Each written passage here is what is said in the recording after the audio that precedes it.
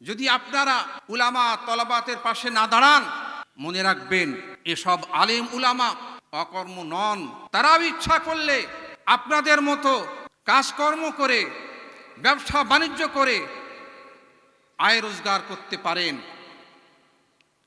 সুতরাং তারা যদি মক্তব মাদ্রাসা ছেড়ে দিয়ে ব্যবসা বাণিজ্যে মশগুল হয়ে যান, দোকান খুলে বসেন, মনে রাখবেন তারা প্রতিষ্ঠিত হবেন, আপনাদের মতো তারা অর্থশালী হবেন, তারা আপনাদের দ্বারস্থ হবেন না। কিন্তু এমন হলে 50 বছর পার হতে না হতে আপনাদের ভবিষ্যৎ প্রজন্ম দিনহারা, কলেমাহারা হয়ে বিপদগামী হয়ে যাবে। আসসালামু আলাইকুম ওয়া রাহমাতুল্লাহি ওয়া বারাকাতুহু। জামিয়া নোমানিয়ার পক্ষ থেকে আয়োজিত এই ইমাম উলামা ও সমাজসেবী সম্মেলনের মহামান্য সভাপতি সাহেব ও ইমাম উলামা ও সমাজ দরদি বুদ্ধিজীবীরা, আল্লাহ রাব্বুল আলামিন আমাদেরকে দিয়েছেন ইসলাম।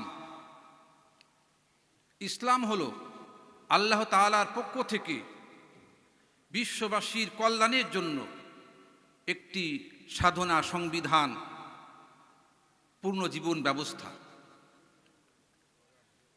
হযরত আদম আলাইহিস সালাম এর শুরু থেকে, যুগ থেকে এ পর্যন্ত হযরতে ঈসা আলাইহিস সালামের জামানা পর্যন্ত লক্ষাধিক পয়গম্বর পাঠিয়ে আল্লাহ তাআলা তার বিধিবিধান মানুষকে দিয়েছিলেন। কিন্তু যুগে যুগে নবীগণের পরলোক গমনের পর লোকেরা সেসব বিধিবিধান ভুলে গেছে এবং তার মধ্যে পরিবর্ধন করে পথভ্রষ্ট হয়েছে। তাই আল্লাহ তাআলা শেষ নবী হযরত মুহাম্মদ সাল্লাল্লাহু আলাইহি ওয়াসাল্লামের শরিয়ত কিয়ামত পর্যন্ত সংরক্ষিত রাখার দায়িত্বভার নিজেই গ্রহণ করেছেন। তিনি নিজে সূরা হিজরের 9 নম্বর আয়াতে বলেছেন, ইন্না নাহনু নাযালনা যিকরা ওয়া ইন্না লাহু লাহাফিজুন। আমি আল্লাহ কুরআন নাজিল করেছি এবং স্বয়ং আমি এর হেফাজত করব। মনে রাখবেন, বিগত শরিয়াতে যেমন এক শ্রেণীর মানুষ পরিবর্ধন করেছে, অনুরূপভাবে এই শরিয়তের মধ্যেও এক শ্রেণীর মানুষ তৈরি হবে, যারা শরিয়তের অপব্যাখ্যা করবে, মন গড়া ব্যাখ্যা দিবে। কিন্তু এ সম্পর্কে রাসূলুল্লাহ সাল্লাল্লাহু আলাইহি ওয়াসাল্লাম ভবিষ্যদ্বাণী করে বলেছিলেন, উলামায়ে কেরাম এই উম্মতের বিদআতীদের তাহরিফ, বাতিল পন্থীদের অপব্যাখ্যা এবং মূর্খ শায়েখদের মিথ্যাচার থেকে ইসলামকে সুরক্ষিত রাখবেন। বোঝা গেল এই উম্মতের উলামার দায়িত্ব হলো ইসলামকে সংরক্ষণ করা। উলামারাই ইসলামকে সংরক্ষিত রাখবেন। অতএব সমাজের দিন দরদি বুদ্ধিজীবীদের দায়িত্ব হলো যে আলেম সমাজ গড়ে তোলা। এটা সমাজ দরদিদের উপর ফরজ। আর আলেম সমাজের দায়িত্ব হলো যে তারা মানুষের সামনে শরিয়তের বিধিবিধান পেশ করে তাদেরকে দ্বীনের সঠিক গাইড করবে। এ সম্পর্কে আল্লাহ তাআলা সূরা তাওবার 122 নম্বর আয়াতে বলেছেন, ওয়ামা কানাল মুমিনুনা লিয়ানফিরু কাফা ফালাউলা নাফারা মিন কুল্লি ফিরকাতিন মিনহুম তাইফা লিয়াতাফাক্কাহু ফিদ্দীন ওয়া লিয়ুনযিরু কওমাহুম ইযা রাজাউ ইলাইহিম লাআল্লাহুম ইয়াহযারুন। আয়াতের মর্মানুবাদ হলো, সকল মুমিনদের না হলেও একদল মুমিনকে দিনী শিক্ষা হাসিল করে নিজের জাতির মধ্যে আলোড়ন সৃষ্টি করতে হবে।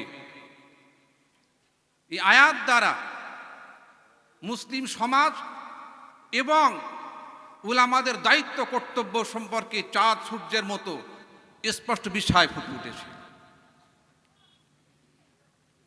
শ্রোতামণ্ডলী, যদি উলামায়ে কেরাম তাদের দায়িত্ব পালন করেন এবং আমাদের সমাজ যদি তাদের দায়িত্ব পালন করেন, যোগ্য আলেম গড়ে তোলেন, মক্তব মাদ্রাসা কায়েম রাখেন, ততদিন পর্যন্ত আমাদের ঈমান ইসলাম টিকে থাকবে। সম্মানিত শ্রোতামণ্ডলী, যেহেতু উলামা তৈরির কারখানা হলো মক্তব মাদ্রাসা, তাই দিন দরদি, বুদ্ধিজীবী ও সমাজসেবীদের প্রচেষ্টায় বিগত 1400 বছর ধরে বিশ্বের কোনায় কোনায় হাজার হাজার মক্তব মাদ্রাসা চলছে। আলহামদুলিল্লাহ, যতদিন পর্যন্ত এই মক্তব মাদ্রাসা চলবে ইসলাম টিকে থাকবে। মনে রাখতে হবে, মক্তব মাদ্রাসার এই শিক্ষা ব্যবস্থাই ইসলামের রক্ষা কবচ।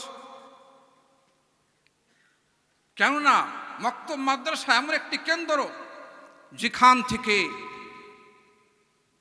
ইসলামের যাবতীয় বিধিবিধান সংরক্ষণ করা হয়। যতদিন পর্যন্ত এই মাদ্রাসা থাকবে ইসলাম টিকে থাকবে।